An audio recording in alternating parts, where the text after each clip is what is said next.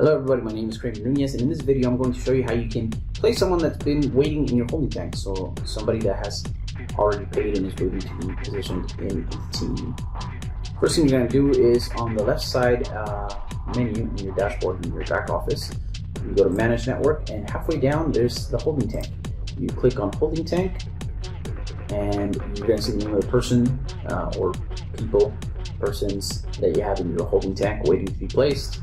Click on this menu right here, hit placement, and here you're going to type in the name of the person who they're going directly underneath. So who's going to be directly on top of that person in the binary, okay? Because they're always, anybody you sign up is always going to be frontline to you in the structured tree. This is the binary tree. So in this case, it's going to be the first person on the left team. It's going to be you. Okay, and we choose left leg. You hit save, it's going to give you this prompt. Make sure that that's what you want to do. And it might do this circly thing. If it just gets stuck there, just hit refresh. You should be good.